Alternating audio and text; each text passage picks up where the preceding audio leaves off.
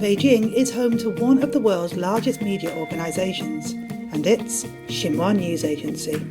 This year, Xinhua turns 90 years old. The story of this agency, like many stories in modern China, has humble roots, cultivated in the nation's rural, once overlooked backwaters. The first piece of news released by Xinhua was not even under the agency's current name. 90 years ago, in this very building, Xinhua was known as the Red China News Agency. So this is where it all began. But what happens next? This is Xinhua Special, and I'm Helen Bentley. On the evening of November the 7th, 1931, the Red China News Agency released its first news item, announcing that the Communist Party of China, the CPC, had held its first National Congress of the Chinese Soviet Republic. The news was wired by a 100-watt telegraph, but this was not the first telegraph owned by this fledgling agency, as historian Peng Xiaoqing explained to me. 你看，这是一部半电台。第一次反围剿的时候，就缴获了这半部电台，因为当时的红军战士他不知道这是什么，所以把它砸坏了，只留下半部的这个收报机带回来了。在第二次反围剿的时候，才缴获了完整的一部电台。就在这一部半电台的基础上，成立了红中社。我们红中社成立的目的，就是为了把我们党中央的声音发出去。Red China News Agency's years in Jiangxi concluded in 1934 with a grueling cross-country manoeuvre known as the Long March. Its next base was in Shanxi in northwest China, where in 1937 it was renamed Xinhua News Agency, literally meaning New China. A new name was accompanied by new opportunities and, most importantly, new audiences, as domestic bureaus were established across the country and Xinhua's stories began to be picked up by overseas outlets.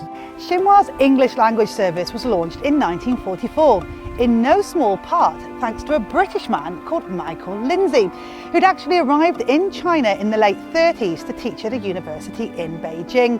He was instrumental in the upgrading of the CPC's radio equipment so that stories such as this one could make their way across the Pacific. Starting in 1946, with the Japanese defeated, another war broke out, one that saw two opposing forces in China fight to define the nation's future. Meanwhile, Xinhua continued to develop, and its first overseas bureaus opened in London and Prague. The next big manoeuvre would see Xinhua move to its current home in the centre of Beijing in 1949, just a heartbeat away from the Forbidden City, where just a few days after its move was complete, Xinhua would cover the most significant event in modern China's history, the founding of a new nation.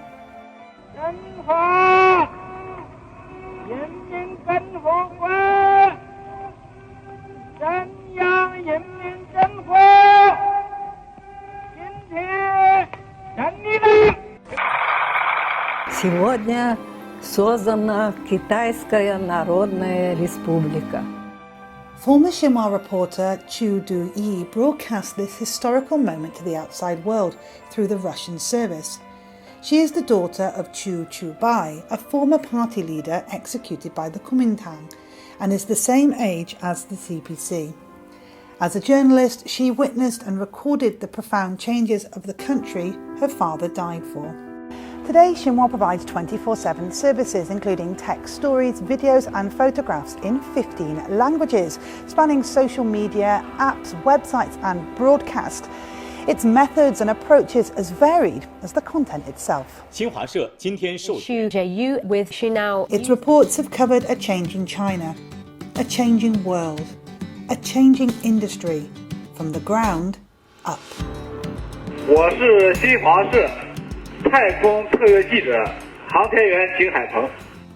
In addition to its downtown Beijing HQ, Xinhua has more than 230 branches across China and the world, reporting the news from where and when it happens.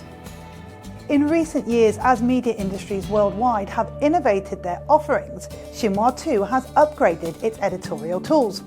I'm about to speak to somebody who's at the forefront of efforts by Xinhua to make the most of these developments. But that person There's not even a person at all. 新华社的智能采编融合了5G、大数据、物联网、人工智能等技术，在新闻发现与采集中，不仅有线索超早期发现系统，还用5G 网络提升数据传输速度。此外，还开发了海报、视频、数据新闻的智能加工平台，并将人脸识别、智能校验等技术应用于采编流程中，人机协作，大大提升了新闻采编效率。I can't imagine what those first Xinhua employees would say about the agency that they created today. From its roots as a covert operation that had to seize equipment and evade capture, it is now at the cutting edge of innovation to upgrade offerings and methods that will have real industry-wide implications. 90 years on, and Xinhua's story is still being written.